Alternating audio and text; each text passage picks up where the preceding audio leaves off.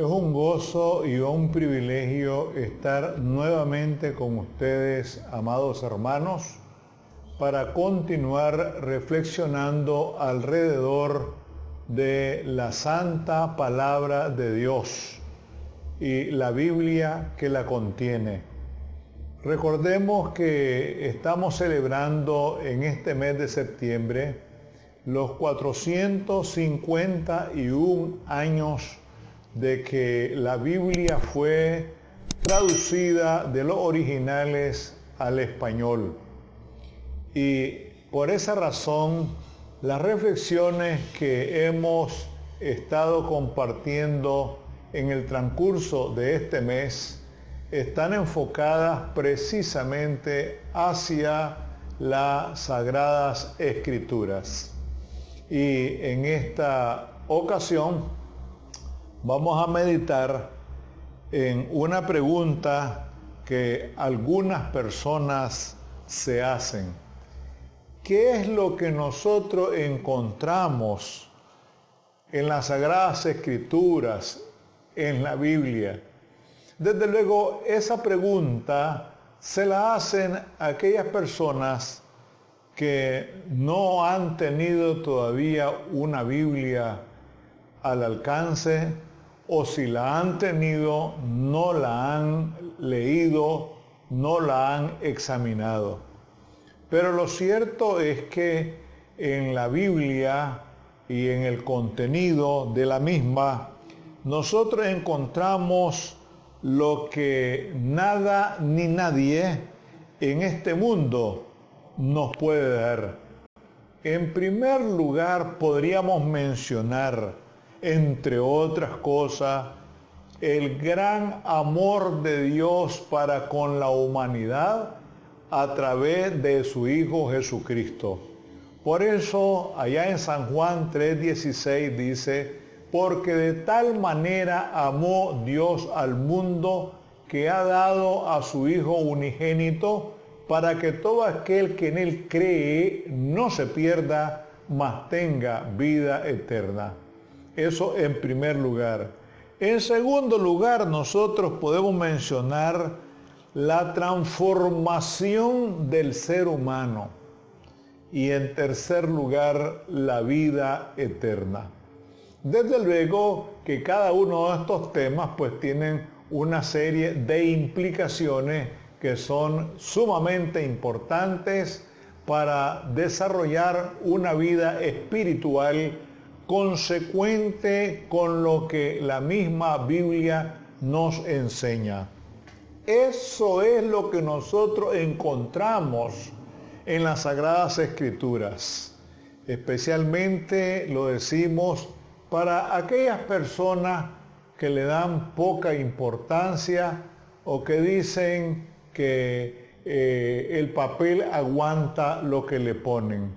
Pero este papel tiene algo muy especial que en ningún otro papel, desde el punto de vista de contenido, lo podemos encontrar. El amor de Dios es tan inmenso que resulta ser un amor irracional e incondicional.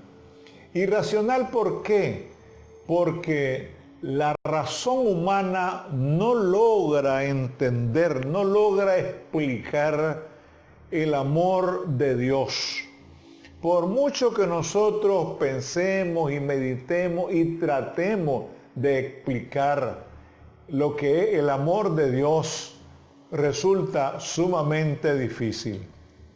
Por otro lado, decimos que es incondicional, porque dice la palabra que nosotros amamos a Dios porque Él nos amó primero.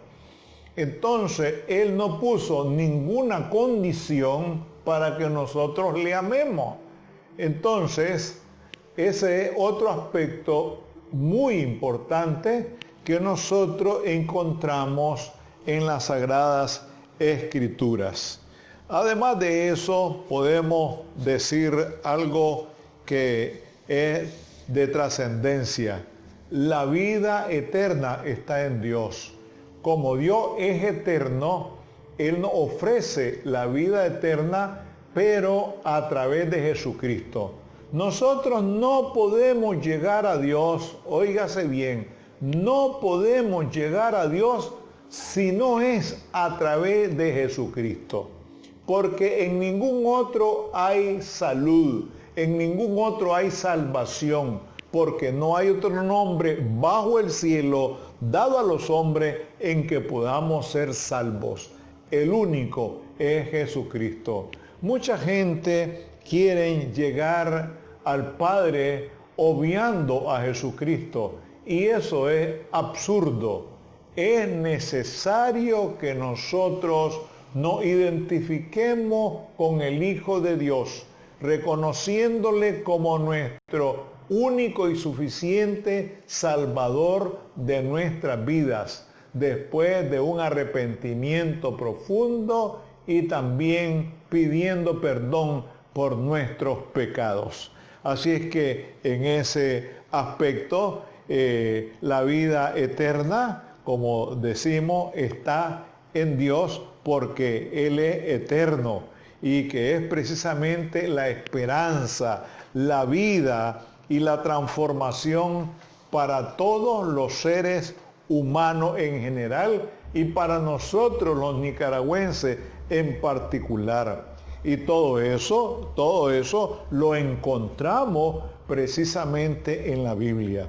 Se han escrito miles y millones, podríamos decir, de libros en la historia de la humanidad o desde que surgió la escritura, pero ninguno de esos libros se puede comparar con el libro por excelencia, y el libro por excelencia es precisamente ese libro que contiene la palabra de Dios y que es la palabra viva, la palabra que nos transforma, la palabra que nos cambia, la palabra que nos hace diferente y que nos ayuda a encontrar el camino correcto. Y la expresión más concreta, podríamos decir, de la vida eterna está precisamente en el testimonio de Jesús, es decir, en ese anticipo que presenta el profeta Isaías,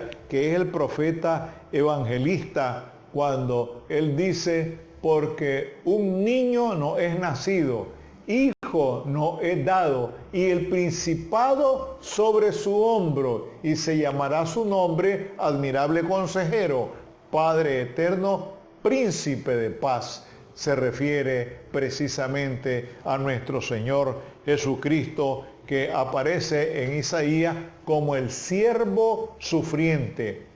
Y ese siervo sufriente es precisamente el que va al Calvario, que entrega su vida por nosotros, que derrama su sangre para limpiarnos de nuestros pecados. Esa es la función de la sangre de Cristo, limpiarnos de nuestros pecados. Para los cristianos, la vida eterna y el testimonio de Jesús son las dos expresiones que tienen un mismo significado, lo que nos permite elaborar un argumento contundente que podemos expresarlo de la siguiente manera: la vida eterna está en Dios. Jesús y Dios son uno. Por lo tanto, la vida eterna está en Jesús. A eso se le llama un silogismo, una forma de razonar muy clara. Y decimos pues, amados hermanos, que la vida eterna está en Jesús. Y eso lo encontramos precisamente aquí, en el contenido de este libro sagrado. Y le llamamos libro sagrado porque la palabra que contiene es sagrada. ¿Y por qué es sagrada esa palabra? Porque es palabra de Dios.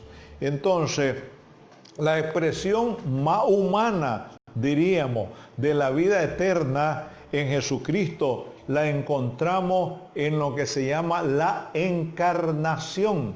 Y aquel verbo se hizo carne y habitó entre nosotros y vimos su gloria, gloria como la del unigénito del Padre, lleno de gracia y de verdad. Entonces podemos decir, hermanos, que esa expresión humana tiene que ver con el Jesús histórico, el Dios que es intangible, porque Dios es espíritu, se hace tangible en su Hijo Jesucristo, porque Jesucristo tiene una particularidad, y esa particularidad es la siguiente: 100% Dios, 100% hombre. Entonces, ese hombre que es Jesucristo, es precisamente el Hijo de Dios que viene a este mundo para realizar la gran tarea redentora, la tarea salvadora de todas aquellas personas que le reconocen, que lo aceptan como el único y suficiente Salvador personal. Entonces, esa expresión humana de la vida eterna en Jesucristo la encontramos también en aquel niño que nació en Belén de Judea, en aquel niño que a los 12 años dialogaba con los doctores de la ley, que eso es algo sumamente importante, en el hijo de José y María, en el carpintero de Nazaret, también en el hombre de Galilea que en la sinagoga de Nazaret inauguró su reino, como lo hemos dicho en distintas ocasiones, y un reino de amor, justicia y paz. Algo más, ungido por el Espíritu del Señor, según lo refiere Isaías 61, versículos 1 y 2, y Jesús lo repite en San Lucas, capítulo 4, 16 al 21. Todo esto lo encontramos muy claramente cuando estudiamos, cuando escudriñamos las Sagradas Escrituras, cuando escudriñamos la Biblia. Muchas personas suelen dar algunas opiniones o hacer algunos comentarios alrededor de algo que no conocen. Y algunos dicen por ahí que la Biblia se contradice. Quien dice tal cosa no ha leído la Biblia. Definitivamente no ha leído la Biblia. Y si la ha leído, no la ha sabido interpretar. Y si queremos confirmar el testimonio de Jesús, que es vida y vida eterna, lo podemos descubrir precisamente en el Hijo de Dios, que transforma la vida de publicanos, de pecadores, de rameras, quien se constituye precisamente en amigo de toda esa gente que ha sido despreciada y despreciable en la sociedad.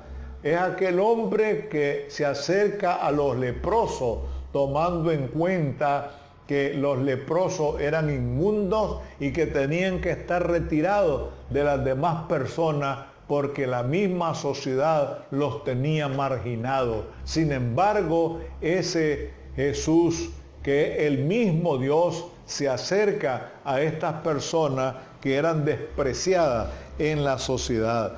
De todas maneras, podemos decir que el testimonio de Jesús se hace una realidad cuando no cede ante las tentaciones de Satanás. Y el libro de los Hebreos dice que fue tentado en todo, pero él no cedió a la tentación, él no pecó.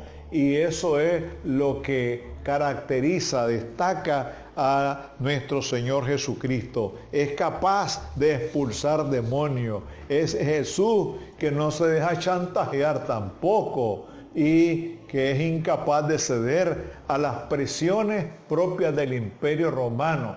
cuando algunas personas querían que Jesús presentara un espectáculo, como mucho ahora les encanta la espectacularidad. Y Jesús en ese sentido fue sumamente cuidadoso. Cuando le pedían que hiciera algún milagro, Él no lo hacía. No, porque no era ese su propósito, sino hacerlo todo de una manera muy, pero muy discreta. Eso es lo que nosotros encontramos en la Biblia. Y así se responde la pregunta a aquellos que dicen, ¿y qué es lo que encontramos en la Biblia? ¿Qué es lo que nos dice la Biblia? Pues lo que acabo de expresar es una parte muy pequeña, ínfima diríamos, de lo que la Biblia nos enseña. Gracias, Señor, una vez más, porque tu palabra nos enseña el amor de Dios a través de su Hijo Jesucristo, la vida eterna, la transformación de nuestras vidas y muchos valores cristianos que los seres humanos necesitamos para llevar una vida que a ti te agrada. Gracias, Señor, por los 451 años de la traducción de tu palabra al español. Y permite, Padre, que tu palabra corra y sea glorificada. Te rogamos por las personas enfermas y por los que han perdido a sus seres queridos. En Jesucristo, tu amado Hijo, te lo rogamos y te lo pedimos todo. Amén.